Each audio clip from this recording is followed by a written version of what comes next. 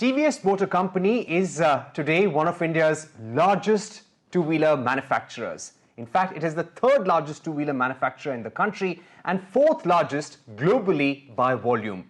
The company has a market cap of 16 billion US dollars, present in over 80 countries. They are the leading EV player by market share. Joining us right now to speak about the company's global strategy at their headquarters here in Singapore is the company's Managing Director, Sudarshan Venu. Sudarshan Venu, thank you so much for joining us here at your Singapore office. Things have been good as far as EV sales and overall push towards premiumization and export growth is concerned. You've now spent 12 years with the company, 3 years as Managing Director. What would be your biggest achievements or milestones as you would like to list it out for us? I think it's a collective achievement, Parikshit.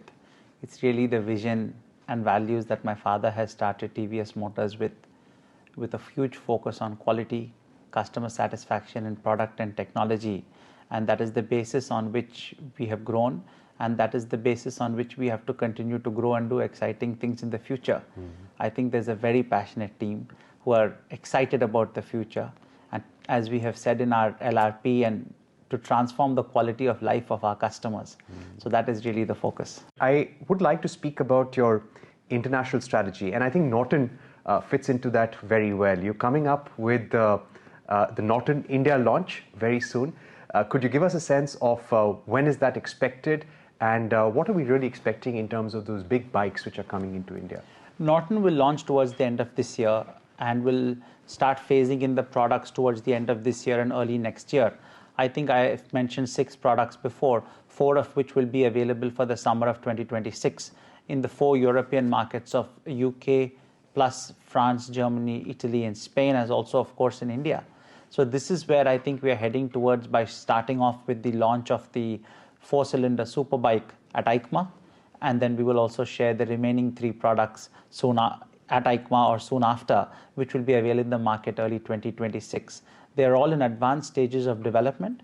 I think we have a good leadership team now at Norton with the 2 executive directors, Arnie and Neviho. Supporting them are very good designers, engineers, and a lot of homegrown talent from TVS in India, which I think brings a great mix in terms of the Britishness and the uniqueness of Norton, while leveraging the capabilities of TVS and also offering opportunities for our talent to grow. Right. So there's a lot of competition in the premium space in India as well, in the 350 to 500cc space. And 650 is a space which Royal Enfield has been leading. Could you give us a sense of where your bikes would be playing, in which segment, and how many bikes will the Indian consumer be able to reach out to in India? I think we will start, as I said, with the 1200cc superbike. We will have other smaller offerings as well, but we will draw a line on how we ensure we keep Norton Premium, keep it in the luxury space, and offer bikes that are uniquely differentiated and uniquely Norton in terms of the 3 values which we have articulated, which is design, dynamism, and detail. Right. And what will be like the retail strategy for it in India and We'll globally? definitely have a differentiated retail strategy in India, covering Norton and covering possibly some of the premium TVS vehicles as well. As I said, this will help us connect with the growing middle class of India and upper middle class and people with more affluence, and with Norton's even some of the top end segments who buy sports cars and other vehicles who also buy these very high end bikes. We will connect with different retail formats that are uniquely catered to them and offer them that superior and differentiated experience. So there'll be like more experience centers, more showrooms, specific Definitely. showrooms for... Absolutely. How many are you targeting for India? We'll share more soon, but I think definitely we will cover in the first phase the big cities, and then after that move on to other cities, and we definitely intend to offer the entire Norton range in India. Okay, and initially the sales would be only in India and UK, or are you targeting As exports? I said, it is India, UK, and the 4 large European markets initially. Okay, and are these going to be manufactured here in India, or they're going to be exported in the first phase? There is manufacturing in the UK, and there is going to be manufacturing in India as well. Some of the models will be made with greater value-added content in India, and some with greater value-added content locally. Right. So what's been your... And I think this India-UK FTA also helps both ways in terms of ensuring that components and kits and things from our side can go to UK, and sub-assemblies, but also ensuring that the fully built vehicles can come into India. So you can take benefit of the lower tariff regime. Definitely, and I really applaud that it has happened. It's good for many sectors of the economy. Yeah. It's good for us as well. Okay, could you give us a ballpark figure on how much you are putting behind launching the Norton in India and in global markets, both in terms of R&D, manufacturing, and the marketing plan? I think really luxury differentiated brand has to be built the right way. So that is really a focus for us. We will start with a capacity of close to 10,000 vehicles and with the 4 models going up to 6 models. So I think really the focus is on ensuring that the brand philosophy is delivered, the vehicles that live up to it, the retail and communication which clearly shows the brand experience and delights customers and resonates with them. So that is really the focus in the first phase, Parikshit. Right. So Norton, of course, is a big focus area for you, and it's been an interesting ride so far since you acquired the company. As we stay with your international focus, your partnership with BMW, it's been holding strong. Both companies have also developed an EV together. Where is the partnership currently, and how do you plan to expand on it? I think we did first the single cylinder, the 310 family, then came the EV, and now is the 2-cylinder family, which BMW has shown their version at last year's EICMA. And you will see Norton and TVS versions using similar platform in the coming months. Okay. So that is where I think the relationship is headed. Right. Speaking about electric vehicles, 25% market share in the month of May. That's what we pick up. You were the leading player, and you have been the leading player for several months now. The competition is stiff, but you're steadily growing the market.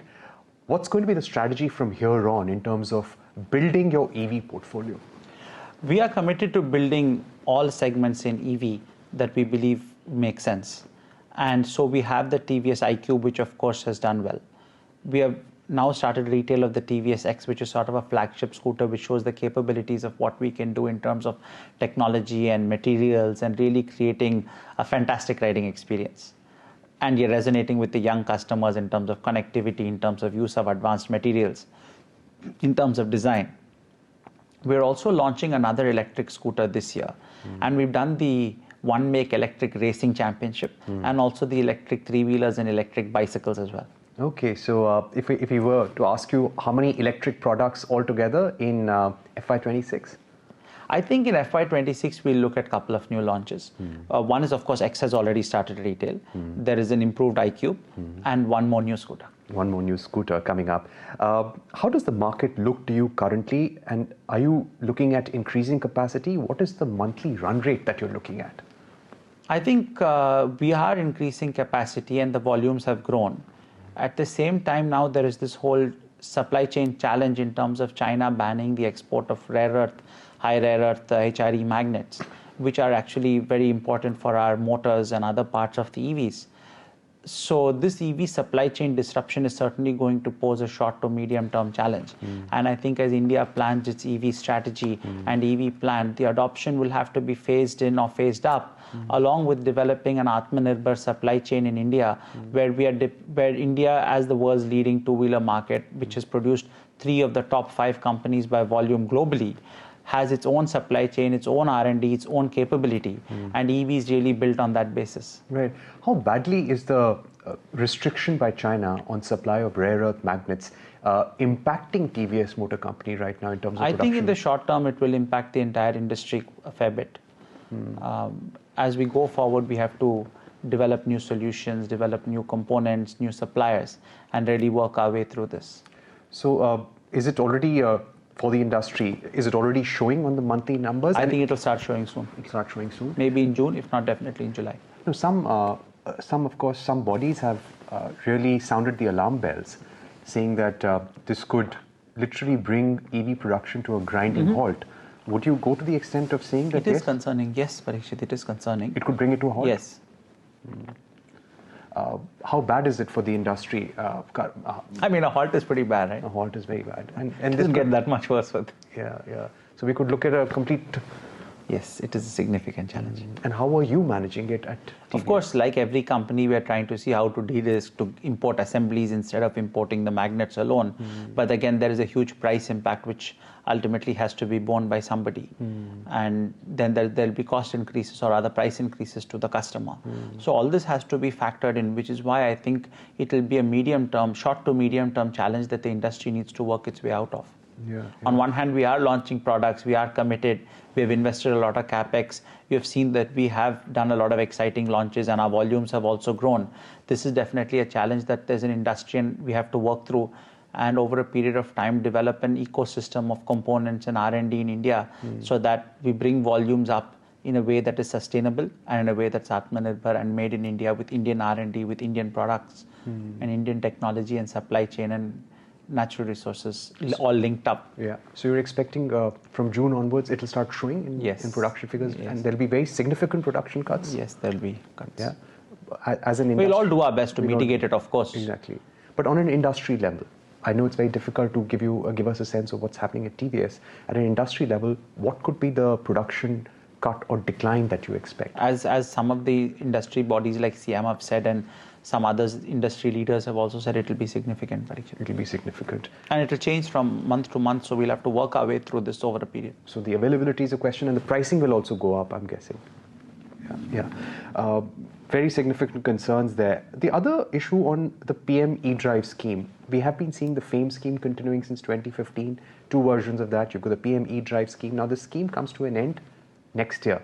Are you ready for a zero subsidy scenario? I think the government has done a lot to encourage EVs, and of course over a period of time these subsidies have to be phased down in every industry. So as it ends, then the industry will have to continue to develop new ways of reducing costs, new ways of being competitive. I think the supply chain issue is important, so that as we build out of this, you build a supply chain that's resilient. That's what the government, of course, needs to do. It's not just the government, the industry, the suppliers, the OEMs, everybody has to work together. Right. Now speaking about... Government has done a lot already. Yeah. This new challenge is there. We'll all have to face it, and I'm sure we'll overcome it as well. Right. Have you been able to identify new suppliers around the world to de-risk your strategy? Yes, that's going on as we speak, and we'll share more as the situation progresses. Great. On the electric three-wheeler plan, recently we saw TVS Motor Company launching products in the cargo space, in the passenger space. How is that going, and how would you like to increase your market share, your monthly production when it comes to electric three-wheelers? Electric three-wheeler of ours has been very well received. We are also launching a CNG three-wheeler for cargo and passenger applications during the course of this year. As you know, we've done better in three-wheelers outside India.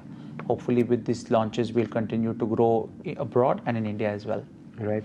The partnership with Hyundai, we saw some future concepts developed by Hyundai and TVS, and we believe that TVS was mulling manufacturing and retailing those in India and global markets.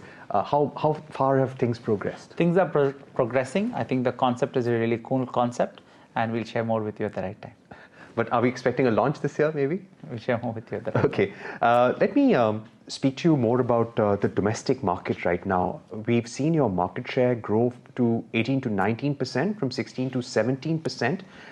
What would be your ambition for FY26? See, our ambition is always to launch exciting products to delight customers, and then market share is a resultant. So I would like to say that we are launching exciting products. We're focusing on enhancing the customer experience to continue our focus on the core TVS values of quality, customer satisfaction, innovation, and tech. And you'll see some exciting new products from us this year, including a premium scooter. Right. Could you give us a sense of how many more products? Because as you have in the India market, you need to keep exciting the customer. So I've said 3 two-wheelers, yeah, and then we have the CNG three-wheeler as well.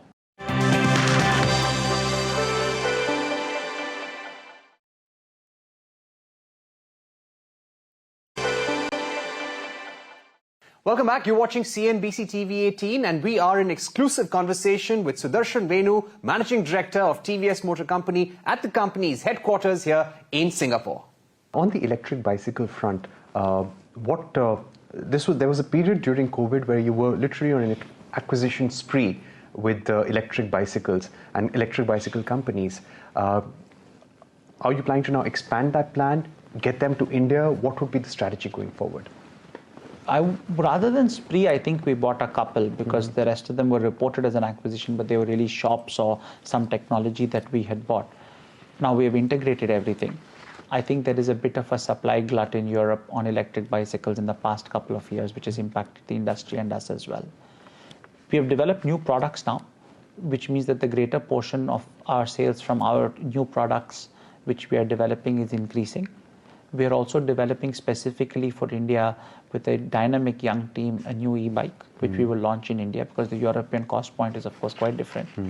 So together with this, we have consolidated our presence in Europe. We will expand further with the new products.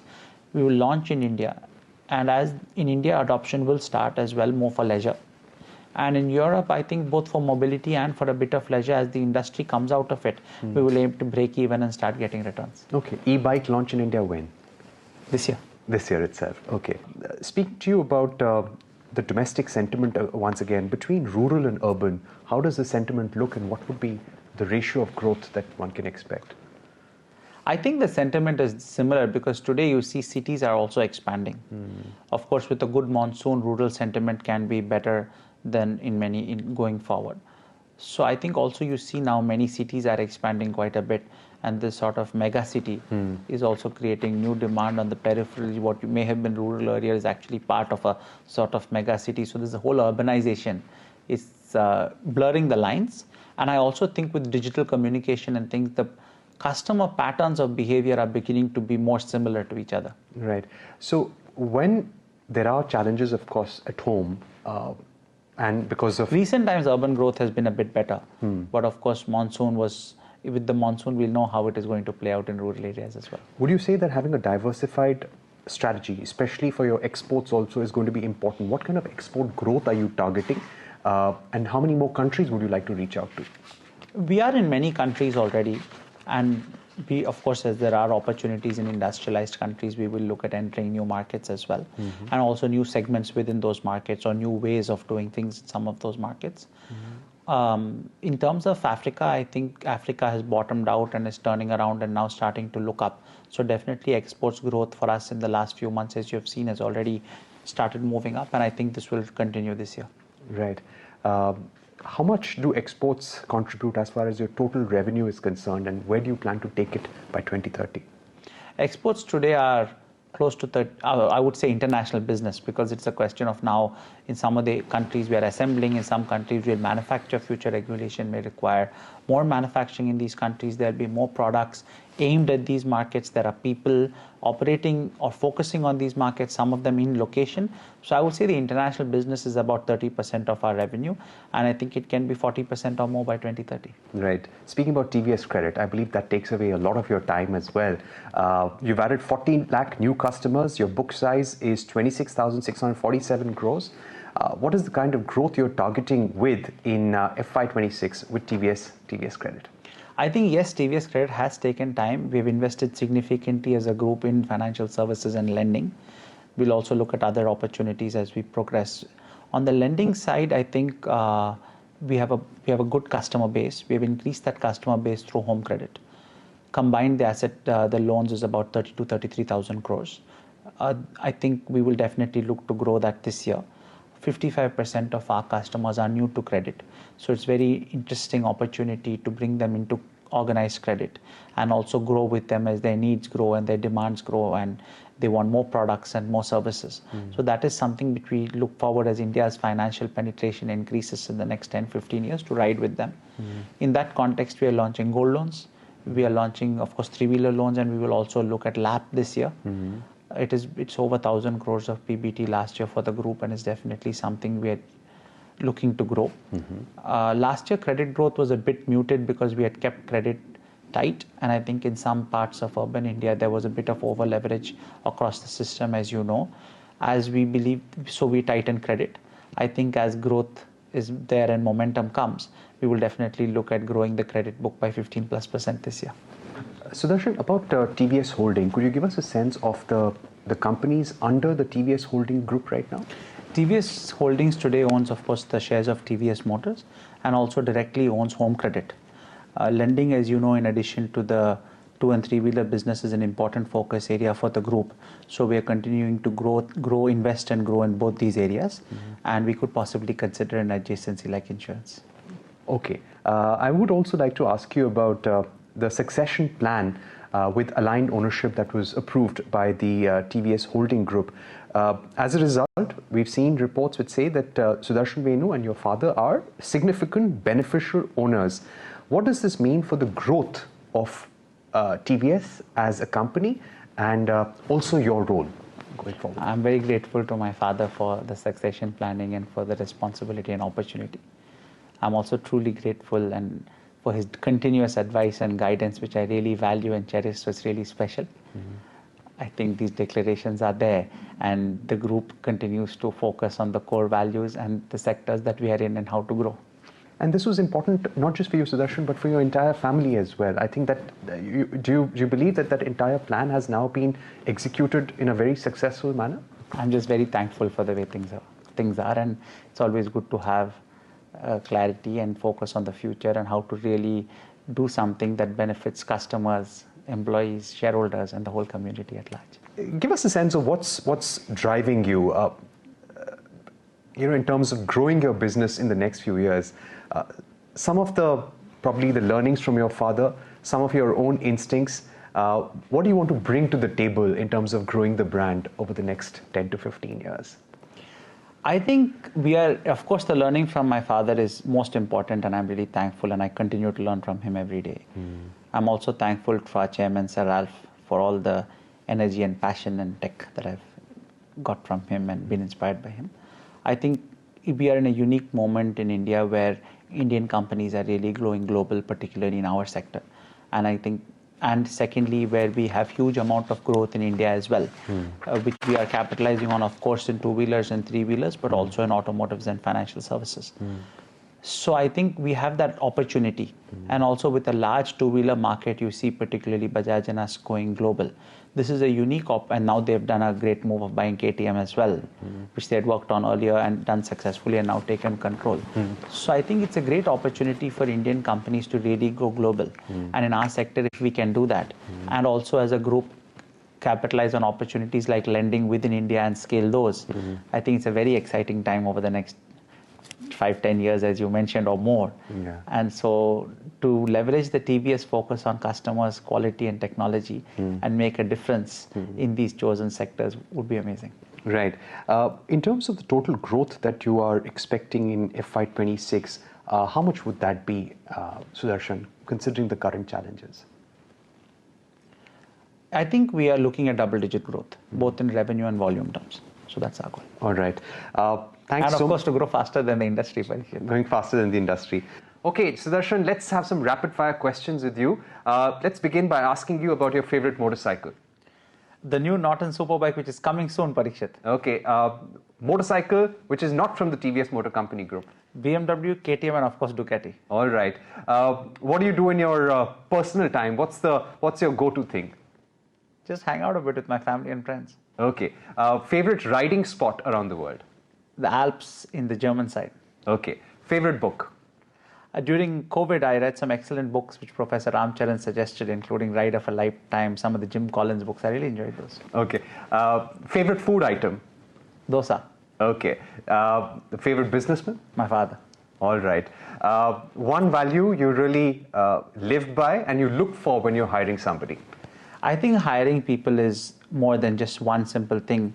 And I think people have so many attributes, and TVS has its own values and culture. So it's important to understand the fit, the capabilities they bring, and of course the opportunity we can give. So I see it as an important decision both for us and for the individual. So it's difficult to simplify in one word. All right. Thanks very much, Sudarshan, for talking to us, Parikshit. taking out time for us here in Singapore. That brings us to the end of this special interview with the Managing Director of TVS Motor Company, Sudarshan Venu. Thank you for watching. Goodbye.